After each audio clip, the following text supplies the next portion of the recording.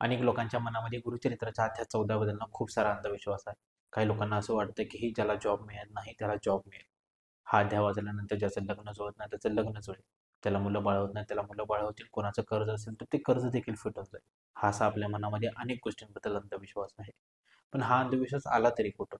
हा अंधविश्वास आपल्याला अनेक भटजी लोकांनी, सो कॉल्ड गुरु जे बंधुबाबा फिरतात ना, यांनी आपल्या मनामध्ये भरवलं आहे. पण आजपर्यंत आपल्याला हे कोणी सांगितलं नाही की हा गुरुचरित्राचा अध्याय 14 नेमका आपल्याला काय शिकवतो. तर एक गोष्ट लक्षात घ्या की गुरुचरित्रातील प्रत्येक अध्यायानं आपल्याला आपलं जीवन कसं जगावं हे शिकवतो. पण हा 14व्या अध्यायामध्ये असं काय आहे की हा अध्याय आपल्याला दररोज वाचायला सांगितला असेल? असं यामध्ये कोणती शक्ती आहे किंवा कोणती शिकवण आहे? तर चला जाणून घेऊया. तर गुरुचरित्राचा अध्याय 14वा समजून घेण्या अगोदर आपल्याला हा अध्याय 13व्यावरती थोडंसं लक्ष द्यावं लागेल. तर या 13व्याच्या अध्यायामध्ये एक कथा आहे की एक सायनदेव नावाचा ब्राह्मण असतो. तो नरसिंह सरस्वतींना आपल्या घरी जेवण्यासाठी बोलवून घेतो.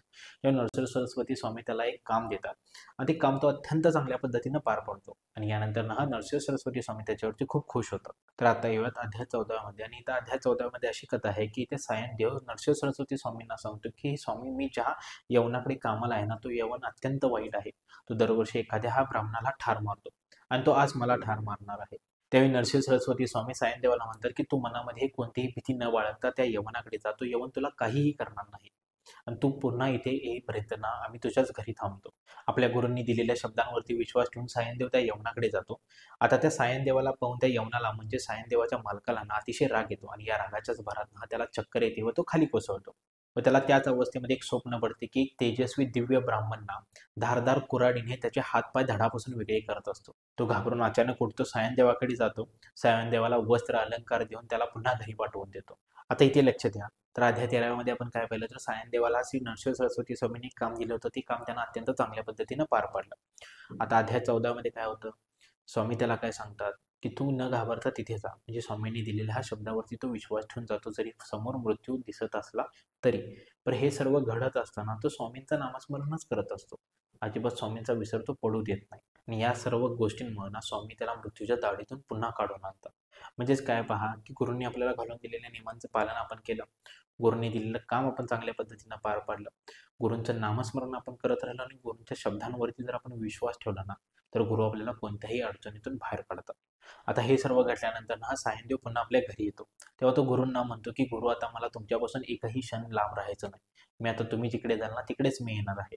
तेव्हा गुरु त्याला काय म्हणतात की आमच्याबरोबर आता तू येऊ नको कारण तुझं लग्न झालेलं आहे. आम्ही 15 वर्षांनी पुन्हा तुला भेटायला येईन तेव्हा पुत्र कलत्र असं तो आम्हाला भेटायला येईल. पुत्र कलत्र असं म्हणजे पुत्र म्हणजे मुलगा आणि कलत्र म्हणजे पत्नी.